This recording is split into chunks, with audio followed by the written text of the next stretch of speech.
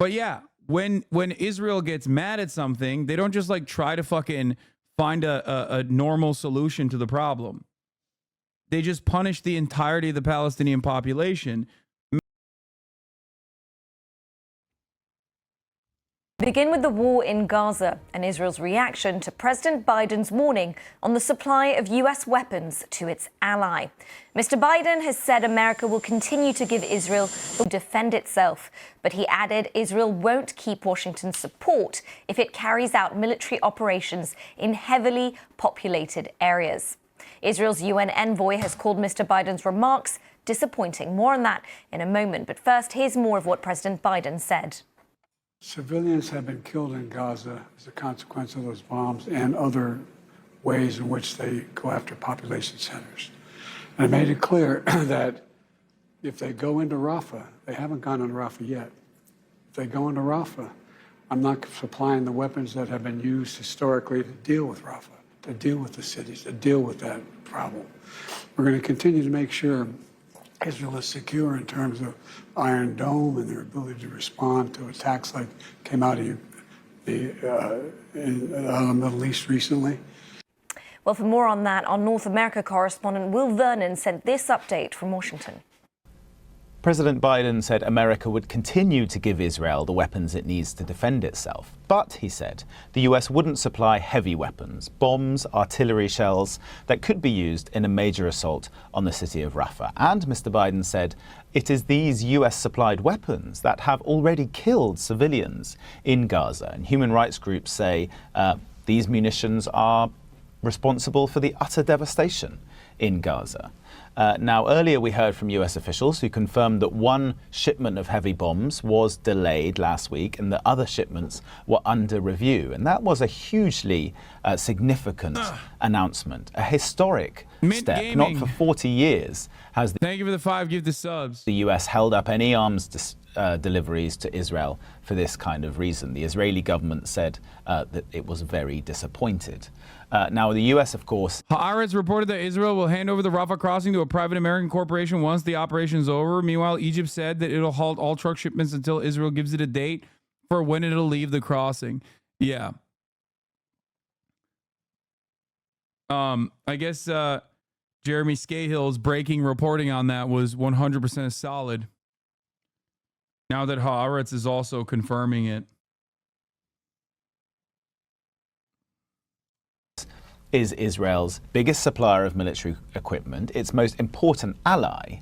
And Mr. Biden has already come under criticism from Republicans in Congress, for example, who say he is abandoning a key US ally. But I think... Abandoning. Damn, dude. I can't believe they pulled back a little bit to be like, hey, how about you fucking stop routinely shitting all over our fucking hegemony here and remember who the daddy is, okay? We told you, like, 35,000 killed is enough. You need to fucking halt the genocide, okay? You can't just, like, blow up every part of Gaza. Like, you need to let people live in one part of Gaza. What the fuck are you doing? And Israel's like, what the fuck? I can't believe it. Biden is Hamas. Biden is Hamas.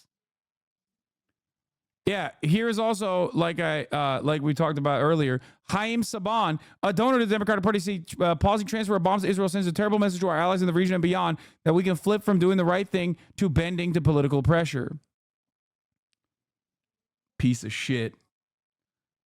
Fuck Haim Saban. Suck my dick. Monstrous fucking asshole.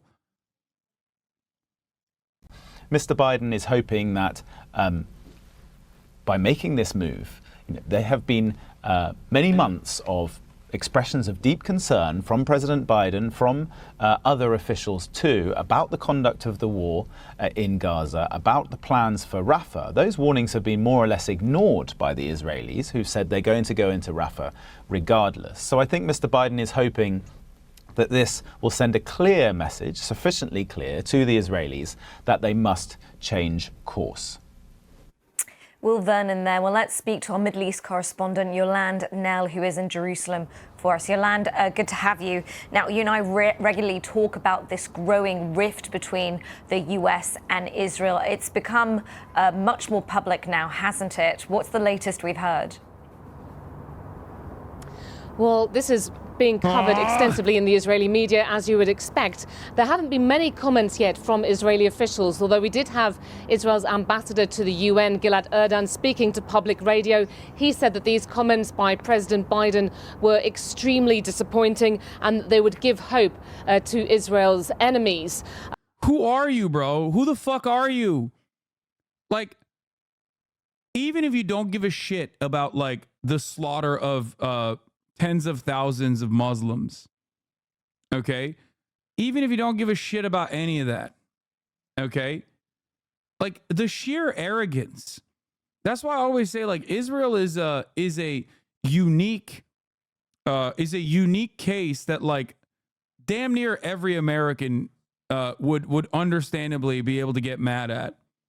Like, there's a different argument that you can make for every different group of people. You got the America First dumb fucks. You could be like, what do you mean America First? Why is this like unimaginable amount of money going to Israel? How is that America First? But ultimately, even for people who don't fucking think about this stuff critically and only simply see it as like pure emotion, the idea, like the entitlement that you see from Israel, like Israeli envoys, and the arrogance, the sheer arrogance and display every fucking day should piss you off. Like, it's perfectly normal to be like, what the fuck? What do you mean? Bitch, you know who the daddy is in the situation? We are, not you. Who the fuck do you think you are, dumb fuck?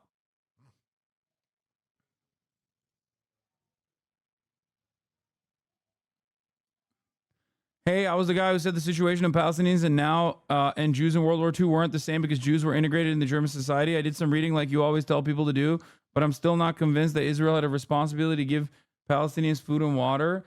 Dude, it's literally not even top of the hour right now. That is such a bad bait.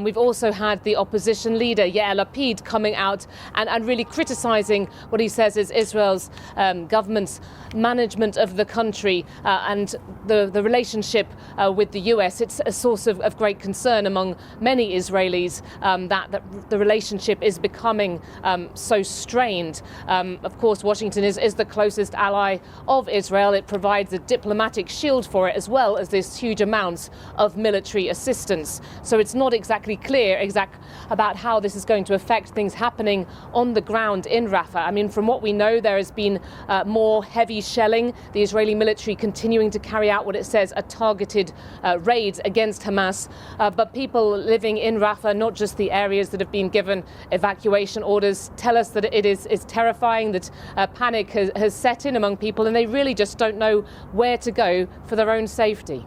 And Yolanda, as Israel said, Benjamin Netanyahu said about why Israel would move forward with such a large-scale offensive despite opposition from its own allies.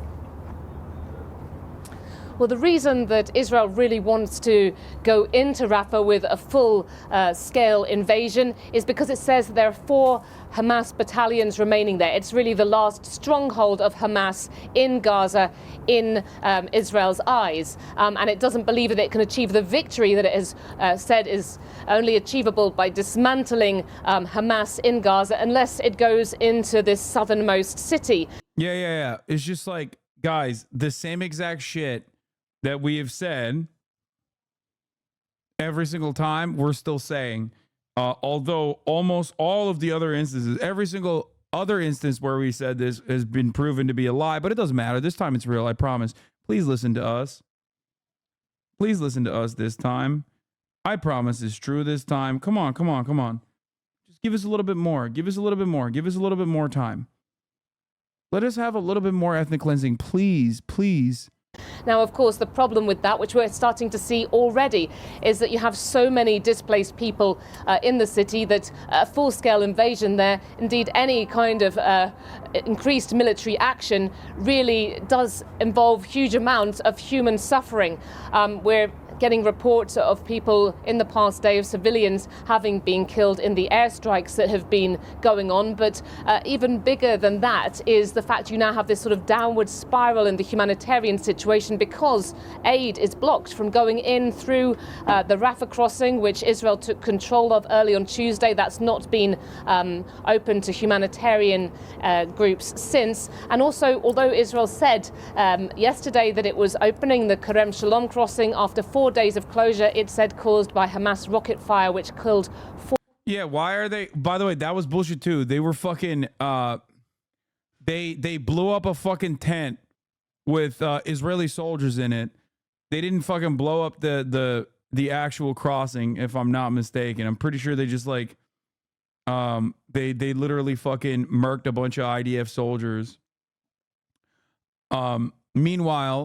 Meanwhile, they're like, oh yeah, well, there you go. Punishment for all. Yeah, they fucking they literally blew up. They blew up an army base that was set up, like an impromptu army base that was set up. Get the fuck out of here, dude. But yeah, when Israel gets mad at something, they don't just like try to fucking find a normal solution to the problem. They just punish the entirety of the Palestinian population.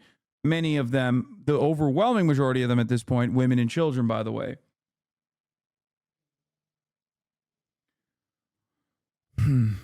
For Israeli soldiers nearby. There's so much fighting going on in that area, and Palestinian workers fled with the start of the Israeli military operation. That really means that no aid is able to get in there in effect either. And Yolande, as this rift becomes public, there are also domestic pressures on each of these leaders in the US and Israel. What pressures is Benjamin Netanyahu facing domestically right now? Women and children is kind of weird too. People think men can't be civilians. The reason why I say predominantly women and children is because one, there's a lot of psychos out there who don't see Palestinian men as anything but terrorists. But two, it's also because Israel doesn't see Palestinian men as anything but terrorists and enemy combatants. So they've already fucking arrested all of them and are torturing them in a fucking military base right now as we speak. So the remainder of the population is mostly women, children, and the elderly, if not all of them at this point. It's also an argument that, unfortunately, no matter how fucking bloodthirsty one may be in their unlimited defense for Zionism, can't contend with. Because every single person understands, like when you say women, children, and the elderly, every single person understands that. They just can't. It's not a thing that you can justify unless you're like a rabid psychopath, a rabid bloodthirsty psychopath, which many are, but that's still good because then you allow them to hang themselves their own rope, basically. You're giving them just enough rope to just demonstrate how fucking bloodthirsty they are in opposition to that sentiment.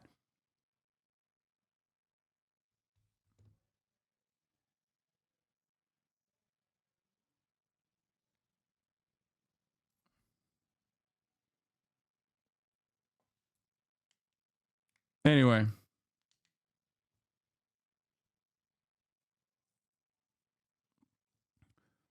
Debunking the recent Israeli propaganda, the picture shows two circles in yellow and red. The yellow is the actual Kerem Abu Salem crossing. The red is the military Kerem Abu Salem military post. The recent attack by Palestinian resistance was not at the Kerem crossing. The targeted site is the Kerem Shalom military site, not the Kerem Shalom crossing. The military site is more than 2 kilometers away from the crossing. Yeah. They didn't fucking strike the crossing. They struck the military base that they had set up and killed a bunch of fucking Israeli occupying force soldiers, which, by the way, tough titties. Okay, so Israel is, of course, seeking to punish them. Not Hamas, mind you, not the resistance, mind you, but the entirety of the Palestinian population, because Israel makes no distinction in reality. The right finally jumped on the America backstabbed us line. The second, Amit Segal, a prominent BBC journalist who doesn't say a word without Netanyahu's permission, went on Channel 12 to say there is an American plot against Israel with regards to the hostage deal, the battle line was drawn. Yeah, I think that reason is because America did literally go, America did actually cut a deal with Hamas directly. I think they took a enough is enough approach. I suspect that everything I've read on this points to America literally going, okay, dude, yeah, we get it. You don't want to stop the fucking violence. So they basically gave assurances on their own to Hamas that, like, yeah, if you secure this hostage deal, we will make sure that Israel doesn't fucking invade Rafah and kill a bunch of civilians in Rafah. That's what I think is going on.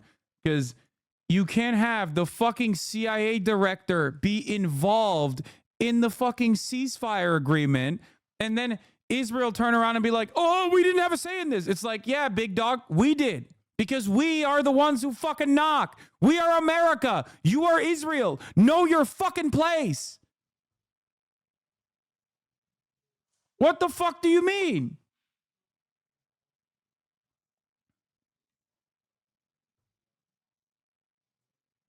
This is why I have been repeating the same thing over and over again since October 7, that Israel's arrogance, the arrogance of Zionists and the entitlement of Zionists will be their undoing.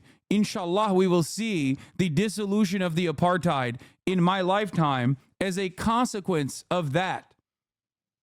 Palestinian resilience, okay, and also from the Western perspective, Israeli arrogance and entitlement, overstepping every boundary that reasonable and still decently bloodthirsty, but still reasonable State Department mouthpieces and State Department advisors have suggested. There's an American plot against Israel with regards to the hostage deal. The battle line was drawn. Now Ben-Gvir tweets shit like Biden loves Hamas. The opposition protests in Tel Aviv are reacting by marching with signs of Biden save us.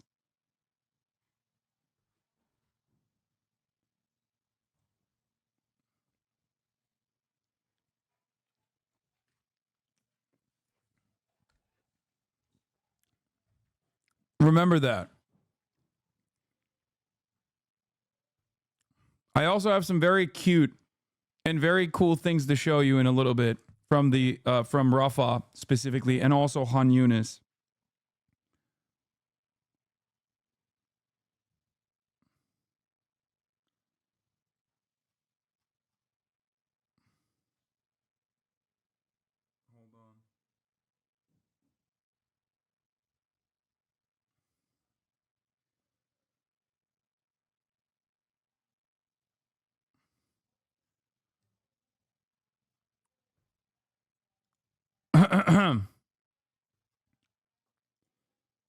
I mean, he has two pressures, really. I mean, you have on the one hand the hostage families who have so much public support in Israel. They're carrying out near daily demonstrations. They say Rafah can wait, bring the hostages home. They can't wait.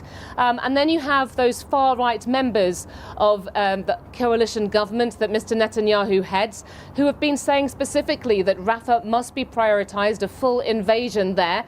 That's the only route to bring Israel the victory that they want. And they have threatened, if Israel signs up to a reckless deal in their eyes, with the ceasefire talks still going on in Cairo, that they would walk away from his government.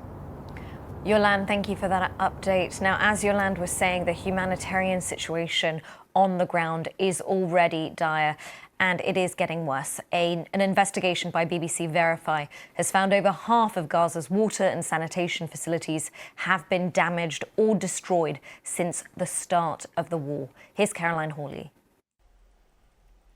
Water in Gaza is in dangerously short supply, posing serious health risks to the population. BBC Verify has analysed more than 600 water and sanitation facilities. Here, the dots represent a mixture of water wells, tanks, desalination and sewage treatment plants. The red dots are all those that have been destroyed or damaged. So prepare ahead of time by subscribing for $5 or for free. That's right. Or you can get gifted a sub if you're lucky as well. Here's a 3-minute ad break now.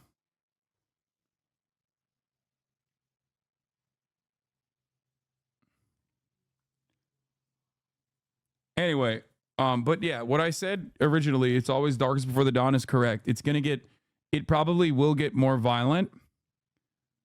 You will see like elements within Israel, like some of the most like psychopathic, some of the most bloodthirsty elements within Israel rise up. We're hearing